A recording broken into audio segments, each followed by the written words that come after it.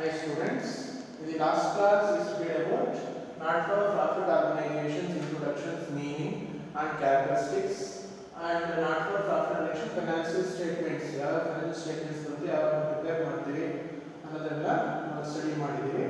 Then in the not-for-profit organizations, I have some special items or peculiar items.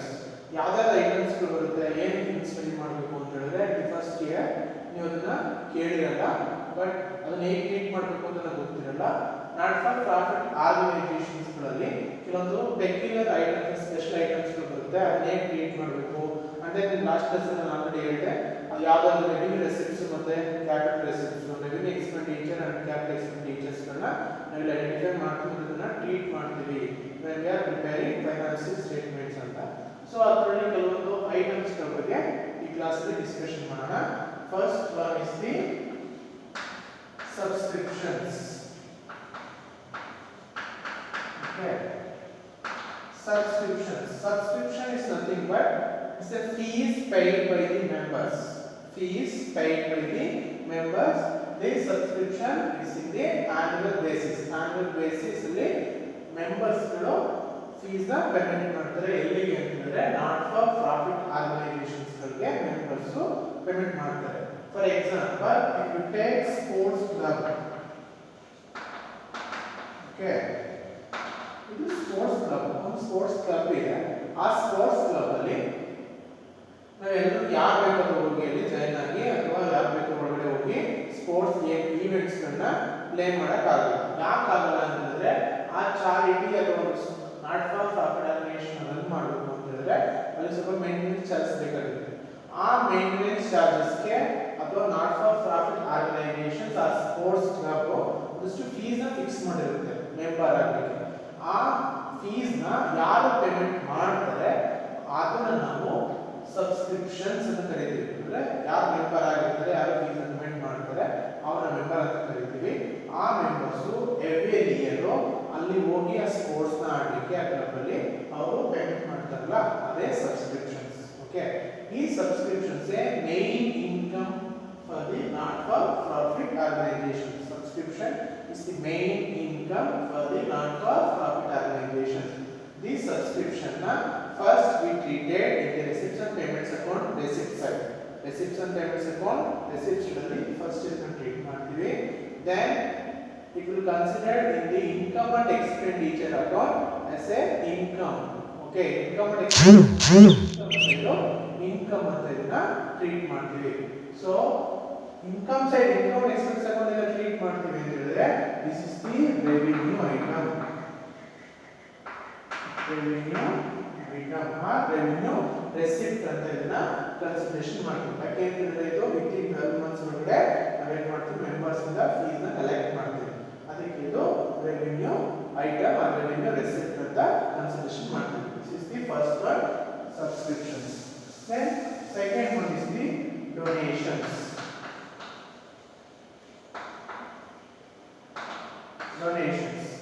Donations will given by the or paid by the deceased person. This donation is called as a gift paid by the or given by the deceased person. Deceased person means it may be ಯಾರೋ health ಚೆನ್ನಾಗಿರೋ person ಅಥವಾ ಅವನೇನೋ death ಆಗ್ತದೆ ಅನ್ನೋ ಟೈಮಲ್ಲಿ ಅವನೇನ್ ಮಾಡ್ತಾನೆ, sometimes ಅವನ ಪ್ರಾಪರ್ಟಿನ ಸಮ್ ಪೋರ್ಷನ್ ಆರ್ ಫುಲ್ಲಿ ಏನ್ ಮಾಡ್ತಾನೆ, ಡೊನೇಟ್ ಮಾಡ್ತಾನೆ. ಅಥವಾ ಅದರ disease person some of amount ನ ಡೊನೇಟ್ ಮಾಡ್ಬೋದು. ಅದನ್ನು ಡೊನೇಷನ್ಸ್ ಅಂತ ಕನ್ಸಿಡರೇಷನ್ ಮಾಡ್ತೀವಿ. In these donations we classify into two category. One is the special donations,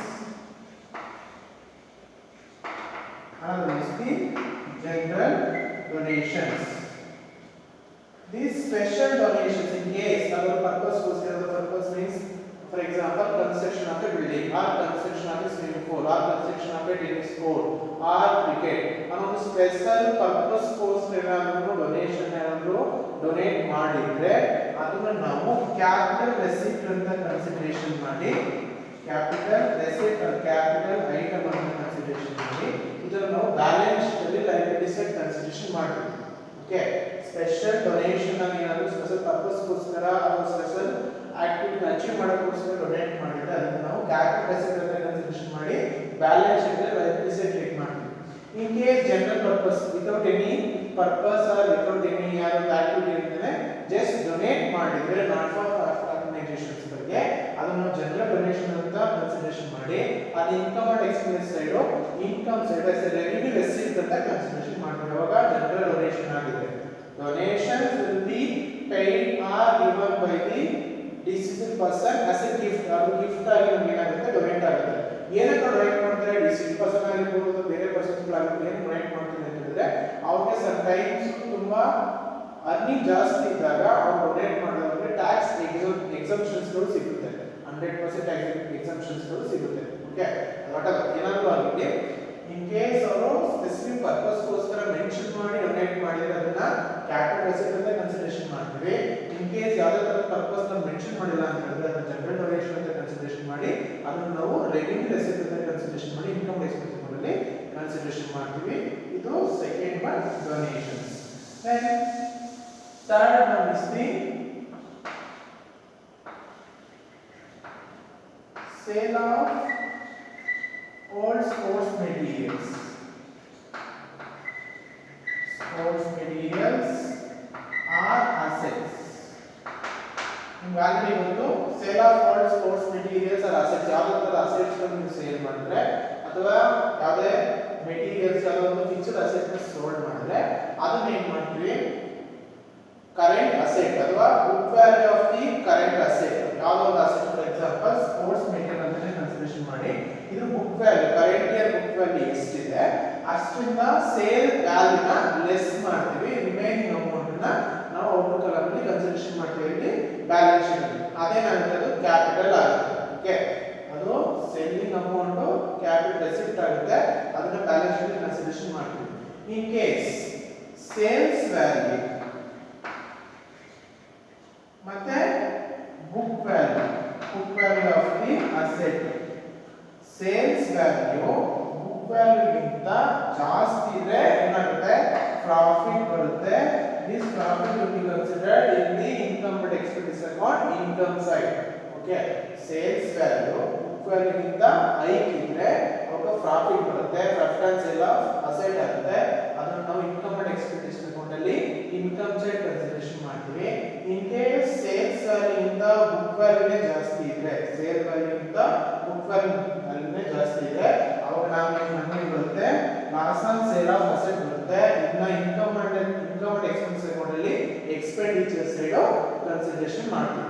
okay ಅದೇನು ಪ್ರಾಫಿಟ್ ಅಥವಾ ಲಾಸ್ ಅನ್ನೋದು ಏನು ಅಂತ ಹೇಳಿದ್ರೆ ರೆವಿನ್ಯೂ. ಓಕೆ ರೆವಿನ್ಯೂ ರೆಸಿಪ್ಟ್ ಆಗಿರ್ಬೋದು ಅಥವಾ ರೆವಿನ್ಯೂ ಎಕ್ಸ್ಪೆಂಡಿಚರ್ ಆಗಿರ್ಬೋದು. ಬಟ್ ಸೇಲ್ಸ್ ವ್ಯಾಲ್ಯೂ ಇಲ್ಲ ಅದು ಕ್ಯಾಪಿಟಲ್ ರೆಸಿಪ್ಟ್ ಆಗುತ್ತೆ. ಅದನ್ನ ಕರೆಂಟ್ ಇಯರ್ ಬುಕ್ ವ್ಯಾಲ್ಯೂ ಇಂದ ಲೆಸ್ ಮಾಡ್ತೀವಿ.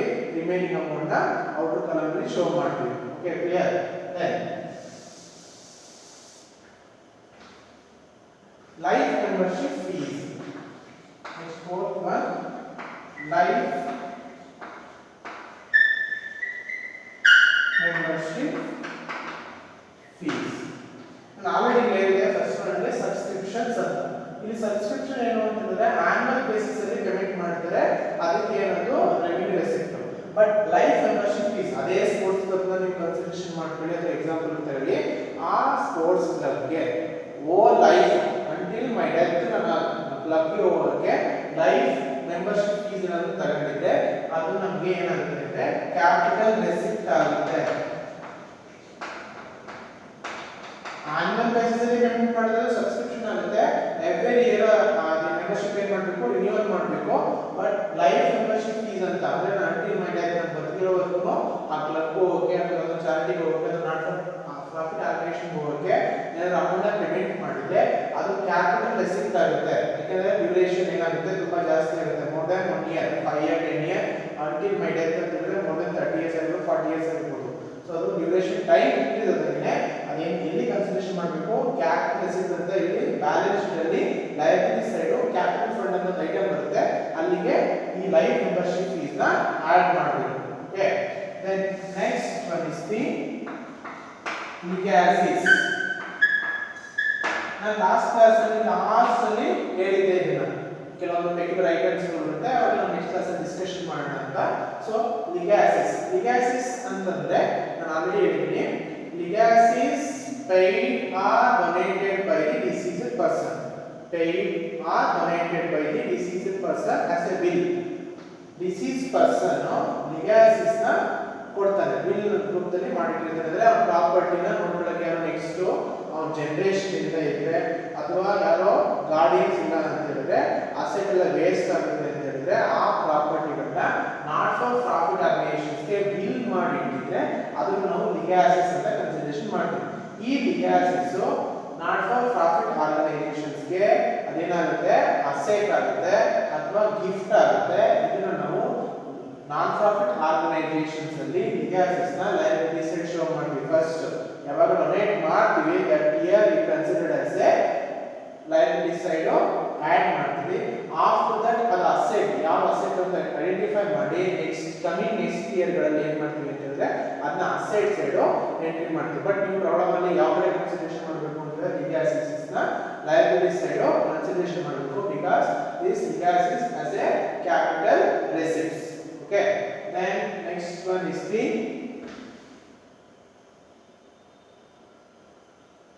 sale of old newspapers. Sale of old newspapers or periodicals. Periodicals, newspapers and periodicals is nothing but magazines, monthly magazines, so 3 months magazines, so 6 months magazines last ಕಳ್ತಿರ್ತೀವಿ. ನಾ newspapers, daily newspapers last ಕಳ್ತಿರ್ತೀವಿ.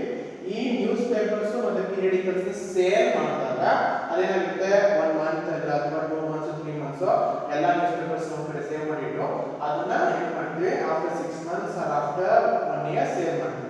ಅಲ್ಲಿ ಇದು ಏನು within 1 year ಒಳಗಡೆ ನಡೆಯೋದ್ರಿಂದ ಇದನ್ನು ನಾವು revenue receipt ಅಂತ consideration ಮಾಡಿ ಇನ್ಕಮ್ ಅಂಡ್ ಎಕ್ಸ್ಪೆನ್ಸ್ ಅಕೌಂಟ್ ಅಲ್ಲಿ ಇನ್ಕಮ್ ಸೈಡ್ ಟ್ರೀಟ್ ಮಾಡ್ತೀವಿ. ಬಿಕಾಸ್ ನ್ಯೂಸ್ ಪೇಪರ್ ಡೈಲಿ ಆಕ್ಸ್ ಬರ್ತೀವಿ, ಪೀರಿಯಡಿಕಲ್ಸ್ ಮಂತ್ಲಿ ಬರುತ್ತೆ, ಅದು 3 ಮಂತ್ಸ್ ಬರುತ್ತೆ, ಕ್ವಾರ್ಟರ್ಲಿ ಬರ್ಬೋದು, ಹಾಫ್ ಇಯರ್ಲಿ ಬರ್ಬೋದು. ಇದೆಲ್ಲ ನಾವು ಏನಾದ್ರು ಕನ್ಸಿಡರೇಷನ್ ಮಾಡಬೇಕು ವಿತಿನ್ 1 ಇಯರ್ ಒಳಗಡೆ ನಡೆಯೋದ್ರಿಂದ ಇದನ್ನು ನಾವು ರೆವಿನ್ಯೂ ರೆಸಿಪ್ಟ್ ಅಂತ ಕನ್ಸಿಡರೇಷನ್ ಮಾಡಿ ಇನ್ಕಮ್ ಅಂಡ್ ಎಕ್ಸ್ಪೆನ್ಸ್ ಅಕೌಂಟ್ ಅಲ್ಲಿ ಇನ್ಕಮ್ ಸೈಡ್ ಟ್ರೀಟ್ ಮಾಡಬೇಕು. Then next one endowment fund. Endowment fund. Endowment fund is nothing but for any purpose. Another purpose goskara, for example, prize fund, match fund. Ano ಇನ್ನೇನೋ special purpose ಇದೆ. Price fund, match fund, ಈ ತರ ಯಾವುದು special purpose ಗೋಸ್ಕರ ಏನು ಮಾಡ್ತಿದ್ರೆ donate ಮಾಡ್ತಿದ್ರೆ. Endowment fund is nothing but donated by another person. Another person ಯಾರು ಡೊನೇಟ್ ಮಾಡ್ತಿದ್ರೆ, ನಾಟ್ ಫಾರ್ ಪ್ರಾಫಿಟ್ ಡೊನೇಟ್ ಮಾಡ್ತಿದ್ದಾರೆ. For example if you take school, ಈಗ ಕೆಲವೊಂದು ಸ್ಕೂಲು ಕಾಲೇಜಸ್ಗಳಲ್ಲಿ ಎವ್ರಿ ಇಯರ್ ಟಾಪರ್ಸ್ಗಳಿಗೆ ಅನೌನ್ಸ್ ಮಾಡ್ತಾರೆ, ಟಾಪರ್ಸ್ಗಳಿಗೆ ಏನೋ ಗಿಫ್ಟ್ ಅಮೌಂಟ್ ಏನೋ ಕೊಡ್ತಾರೆ. ಆ ಗಿಫ್ಟ್ ಅಮೌಂಟ್ ಕೊಡಬೇಕು ಅಂತ ಹೇಳಿದ್ರೆ ಕಾಲೇಜಲ್ಲಿ ಕೆಲವೊಂದು ಸ್ಪೆಷಲ್ ಫಂಡ್ಸ್ಗಳನ್ನ ಕ್ರಿಯೇಟ್ ಮಾಡಿ ಇಟ್ಕೊಂಡಿರ್ತೀವಿ. ಫಾರ್ ಎಕ್ಸಾಂಪಲ್ ಯಾರೋ ಒಬ್ಬ ರಿಚೆಸ್ಟ್ ಪರ್ಸನ್ ಅಥವಾ ಯಾರೋ ಒಬ್ಬ ಸೋಷಿಯಲ್ ವರ್ಕರ್ ಕಾಲೇಜ್ ಯಾರೋ ಇನ್ಸ್ಟಿಟ್ಯೂಷನ್ಗೆ ವಿಸಿಟ್ ಮಾಡಿದಾಗ ಆ ವಿಸಿಟ್ಗೆ ಅವನೇನೋ ಕಾಲೇಜಲ್ಲಿ ಯಾವುದೋ ಒಂದು ಆಕ್ಟಿವಿಟಿಗೋ ಅದು ಎಜುಕೇಶನ್ ಅದು ಕೂಡ ಅಟ್ರಾಕ್ಟ್ ಆಗಿ ಅವ್ನು ನನ್ನ ಹೆಸರಲ್ಲಿ ಒಂದು ಫಂಡ್ ಕ್ರಿಯೇಟ್ ಮಾಡಿ ಇಲ್ಲಿ ಬರೋವಂಥ ಇಂಟ್ರೆಸ್ಟ್ ಇಂದ ಆ ಇಂಟ್ರೆಸ್ಟ್ ಯೂಸ್ ಮಾಡಿ ಎವ್ರಿ ಇಯರ್ ಏನು ಮಾಡಿ ಟಾಪರ್ಸ್ಗಳಿಗೆ ಇಷ್ಟು ಅಮೌಂಟನ್ನು ಕೊಡಿ, ಅಂದರೆ ಇಂಟ್ರೆಸ್ಟ್ ಬರುವಂಥ ಅಮೌಂಟಲ್ಲಿ ಅವ್ರಿಗೆ ಶೇರ್ ಮಾಡಿ ಅಂತ ಹೇಳಿದ್ದಾರೆ. ಅವಾಗ ಏನಾಗುತ್ತೆ, ಆ ಸ್ಕೂಲು ಅಥವಾ ಆ ಕಾಲೇಜು ಅಥವಾ ಯಾವುದೋ ಇನ್ಸ್ಟಿಟ್ಯೂಷನ್ನು ಯಾವುದೋ ಬ್ಯಾಂಕಲ್ಲಿ ಒಂದು ಅಕೌಂಟನ್ನು ಕ್ರಿಯೇಟ್ ಮಾಡಿ ಅದೇ ಅವ್ರ ನೇಮ್ ಹೆಸರಲ್ಲಿ ಕ್ರಿಯೇಟ್ ಮಾಡಿ ಮ್ಯಾಚ್ ಅನ್ನೋದೇ ಯಾವುದೋ ಒಂದು ಪ್ರೈಸ್ ಫಂಡಲ್ಲಿ ಅವ್ರ ಹೆಸರಲ್ಲಿ ಕ್ರಿಯೇಟ್ ಮಾಡಿ ಅದನ್ನು ನಾವೇನು ಮಾಡ್ತೀವಿ ಎವ್ರಿ ಇಯರು ಆ ಅಲ್ಲಿಂದ ಬರುವಂಥ ಇಂಟ್ರೆಸ್ಟಿಂದ ನಾವೇನು ಮಾಡ್ತೀವಿ ಆ ಟಾಪರ್ಸ್ಗಳಿಗೆ ಅಮೌಂಟ್ನ ಕೊಡ್ತಾ ಇರ್ತೀವಿ. ಹಾಗೆ ಪ್ರೈಸ್ ಫಂಡು ಅಷ್ಟೇ ಅಥವಾ ಮ್ಯಾಚ್ ಫಂಡ್ ಅಷ್ಟೇ ಯಾವುದೋ ಒಂದು ಗೇಮ್ನ ಆರ್ಗನೈಸ್ ಮಾಡಿರ್ತೀವಿ. ಆ ಗೇಮ್ನ ಆರ್ಗನೈಸ್ ಮಾಡಿರ್ತೀವಿ ಅಂತ ಹೇಳಿದ್ರೆ ಆಫ್ಟರ್ ಗೇಮ್ ಓವರ್, ಗೇಮ್ ಎಲ್ಲ ಮುಗಿದ ಮೇಲೆ ವಿನ್ನರ್ಸ್ಗಳಿಗೆ ಏನು ಮಾಡಬೇಕು, ಪ್ರೈಸ್ ಡಿಸ್ಟ್ರಿಬ್ಯೂಷನ್ ಮಾಡಬೇಕು. ಆ ಪ್ರೈಸ್ ಕೊಡಬೇಕಾದ್ರೆ ಎವ್ರಿ ಗೇಮ್ ಆರ್ಗನೈಸ್ ಮಾಡ್ತಾನೆ ಇದ್ರೆ ಆ ಗೇಮಲ್ಲಿ ವಿನ್ ಆದಂಥ ವಿನ್ನರ್ಸ್ಗಳಿಗೆ ನಾವು ಪ್ರೈಸ್ ಫಂಡಲ್ಲಿ ಬರುವಂಥ ಇಂಟ್ರೆಸ್ಟ್ನ ಯೂಸ್ ಮಾಡಿ ಏನು ಮಾಡ್ಬೋದು, ಅವ್ರಿಗೆ ವಿನ್ನಿಂಗ್ ಅಮೌಂಟ್ ಅಥವಾ ವಿನ್ನಿಂಗ್ ಗಿಫ್ಟ್ಗಳನ್ನ ಪ್ರೊವೈಡ್ ಮಾಡೋದಕ್ಕೆ ಎಂಡೋಮೆಂಟ್ ಫಂಡ್ ಅನ್ನ ಕ್ರಿಯೇಟ್ ಮಾಡ್ಕೊಂಡಿದ್ದೀವಿ. Okay, then endowment fund, payment of ಆನೋರಿಯಂ.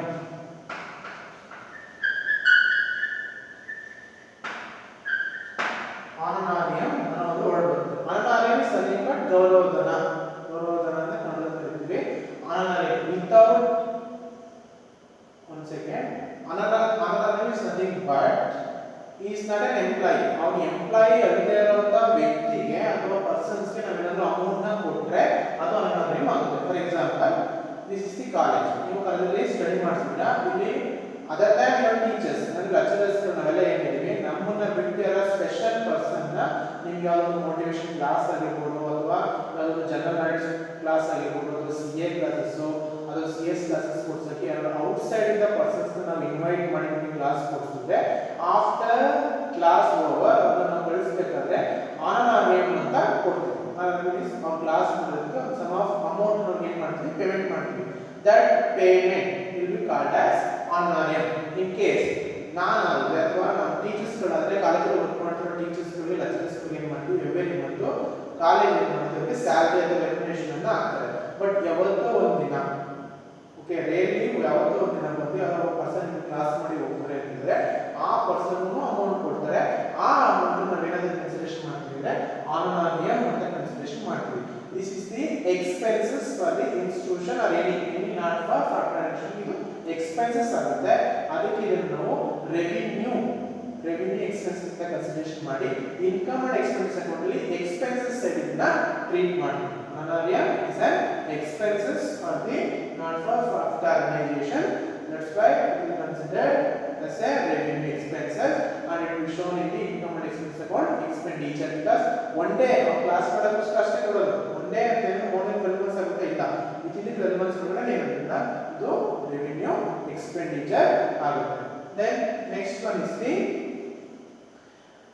entrance fees or admission fees. Entrance fees or admission fees. Entrance fees or admission fees. Entrance fees or admission fees ಅನ್ನು ನಾವು ಏನಂತ consideration ಮಾಡ್ತೀವಿ ಅಂತಂದ್ರೆ ಇದು revenue receipt ಅಂತ consideration ಮಾಡಿ income and expense account ಅಲ್ಲಿ incomes ಅನ್ನು ಟ್ರೀಟ್ ಮಾಡ್ತೀವಿ. ಏನಕ್ಕೆ ಅಂತಂದ್ರೆ ಎಂಟ್ರೆನ್ಸ್ ಫೀಸ್ ಯಾವ್ದೊಂದು ನೀವೇ ಅಸಂಪ್ಷನ್ ಮಾಡ್ಕೊಳ್ಳಿ, ಒಂದು ಕ್ರಿಕೆಟ್ ಟೂರ್ನಮೆಂಟ್ ನಡೀತಾ ಇದೆ. ಕ್ರಿಕೆಟ್ ಟೂರ್ನಮೆಂಟ್ ಅನ್ನೋದು ಓವರ್ 12 ಮಂತ್ಸ್ ಆಫ್ಟರ್ ದಟ್ ನಡೆಯಲ್ಲ. ವಿತಿನ್ 4-5 ಡೇಸ್ ಎಲ್ಲ ಕ್ಲೋಸ್ ಆಗುತ್ತೆ. ಒಂದಷ್ಟು ವಿಲೇಜ್ ಇಂದ ಒಂದಷ್ಟು ಟೀಮ್ಗಳು ಬಂದಿರುತ್ತೆ. ಅದರಲ್ಲಿ ಚಾಯ್ಸ್ ಟೀಮ್ ನ ಚಾಯ್ಸ್ ಯಾರೋ ಟೇಬಲ್ ಮಾಡಿ ಅದರಲ್ಲಿ ಯಾರು ವಿನ್ ಆಗ್ತಿರ್ತಾರೆ ಅಥವಾ ಯಾರು ಫೇಲ್ ಆಗ್ತಿರ್ತಾರೆ ಅಥವಾ ಸೋಲ್ತಾ ಇರ್ತಾರೆ ಅವ್ರನ್ನ ನಾವೇನ್ ಮಾಡ್ತಿರ್ತೀವಿ ಎಕ್ಸಿಟ್ ಮಾಡಿ ಕಳಿಸ್ತಾ ಇರ್ತೀವಿ. ಲಾಸ್ ಆದಂತವ್ರನ್ನ ವಿನ್ ಆದಂತವ್ರನ್ನ ನೆಕ್ಸ್ಟ್ ಸ್ಟೇಜ್ಗೆ ಹೋಗ್ತಾ ಇರ್ತಾರೆ. ಅಲ್ಲೇ ನೋಡಿದ್ರೆ 4-5 ಡೇಸ್ಗೆ ಬರುವಂತ ಟೀಮ್ಸ್ ಗಳು ಏನು ಮಾಡಬೇಕು, ಎಂಟ್ರೆನ್ಸ್ ಫೀಸ್ ನ ಕೊಡಬೇಕು 4-5 ಡೇಸ್. ಅದು revenue receipt. Then admission fees like ನೀವೇನ್ ಮಾಡ್ತೀರಿ ಎವ್ರಿ ಇಯರ್ ಅಡ್ಮಿಷನ್ ಆಗಬೇಕಾದ್ರೆ ಕಾಲೇಜ್ಗೆ ಏನು ಮಾಡ್ತೀರಿ ಫೀಸ್ ನ ಪೇಮೆಂಟ್ ಮಾಡ್ತೀರಿ. ಆ ಫೀಸ್ ಪೇಮೆಂಟ್ ಮಾಡೋದು ಎಲ್ಲಿ ಪರ್ಪಸ್ಗೋಸ್ಕರ ಓನ್ಲಿ 10 ಮಂತ್ಸ್ ಆರ್ 12 ಮಂತ್ಸ್ ಅಷ್ಟೇ ಯೂಸ್ ಆಗುತ್ತೆ. ಆಫ್ಟರ್ 12 ಮಂತ್ಸ್ ನಿಮಗೆ ಮತ್ತೆ ಅಡ್ಮಿಟ್ ಮಾಡ್ಕೋಬೇಕು ಅಂದ್ರೆ ಮತ್ತೆ ಫೀಸ್ ನ ಪೇಮೆಂಟ್ ಮಾಡಬೇಕು. ಸೊ ಅದಕ್ಕೆ ಅಡ್ಮಿಷನ್ ಫೀಸ್ ಅಥವಾ ಎಂಟ್ರೆನ್ಸ್ ಫೀಸ್ ಅನ್ನೋದೇನು ಕಾಲೇಜ್ ಇನ್ಸ್ಟಿಟ್ಯೂಷನ್ಸ್ ಕಾಲೇಜು ಬರುತ್ತೆ ನಾಟ್ ಫಾರ್ ಪ್ರಾಫಿಟ್. ಒಂದು ಎಕ್ಸಾಂಪಲ್ ಅಂತ ಲಾಸ್ಟ್ ಅಲ್ಲಿ ಹೇಳಿದ್ದೀನಿ. So it is a revenue receipt ಆಗುತ್ತೆ. ಇನ್ಕಮ್ ಅಂಡ್ ಎಕ್ಸ್ಪೆಂಡಿಚರ್ ಅಕೌಂಟ್ ಅಲ್ಲಿ as a income ಅಂತ ಟ್ರೀಟ್ ಮಾಡಬೇಕು. then next one is the capital fund. This capital fund is nothing but difference between assets and liabilities. Assets minus liability is equal to capital fund. This capital fund consists of surplus, entrance fees, special donations, legacies. Okay, ಎಲ್ಲ items ನ capital fund include ಆಗಿರುತ್ತೆ. So ನಾನು already ಹೇಳಿದೆ this is the difference between assets minus liability.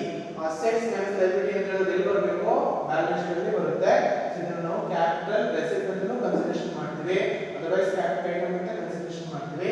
Capital fund ಅದೇನು consist ಆಗಿರುತ್ತೆ ಅಂತ ಹೇಳಿದ್ರೆ surplus, legacies, special donation, life membership fees ಎಲ್ಲ ಐಟಮ್ಸ್ ಅನ್ನ ಇನ್ಕ್ಲೂಡ್ ಆಗಿರುತ್ತೆ. ಅದಕ್ಕೆ ನಾವು ಇದನ್ನ ಬ್ಯಾಲೆನ್ಸ್ ಶೀಟ್ ಅಲ್ಲಿ ಲಯಬಿಲಿಟಿ ಸೈಡ್ ಕನ್ಸಿಡರೇಷನ್ ಮಾಡ್ತೀವಿ. ಓಕೆ, ದೆನ್ ಸ್ಪೆಷಲ್ ಫಂಡ್ಸ್ ಗಳು ಯಾರಾದರೂ ಕೊಟ್ಟಿದ್ರೆ ಅದನ್ನು ನಾವು ಇಲ್ಲಿ ಕನ್ಸಿಡರೇಷನ್ ಮಾಡ್ತೀವಿ. ಇದಿಷ್ಟು ಸಮ್ ಟೆಕ್ನಿಕಲ್ ಐಟಮ್ ನೀವು ಕೇಳದೇ ಇರುವಂತ ವರ್ಡ್ಸ್ ಅಥವಾ ಐಟಮ್ಸ್ ಗಳು ಇಲ್ಲಿದೆ. ದೆನ್ ನಾನು ಆಲ್ರೆಡಿ ಲಾಸ್ಟ್ ಕ್ಲಾಸ್ ಅಲ್ಲಿ ಹೇಳ್ತಾ ಇದ್ದೇನೆ ರೆವಿನ್ಯೂ ಮತ್ತೆ ಕ್ಯಾಪಿಟಲ್ ಐಟಮ್ಸ್ ಗಳನ್ನ ಹೇಳಿದ್ದೀನಿ. ರೆವಿನ್ಯೂ ಅಂದ್ರೆ ವಿತಿನ್ 12 ಮಂತ್ಸ್ ಒಳಗಡೆ ಆಗುತ್ತೆ. ದೆನ್ ಕ್ಯಾಪಿಟಲ್ ಐಟಮ್ಸ್ ಅಂತ ಹೇಳಿದ್ರೆ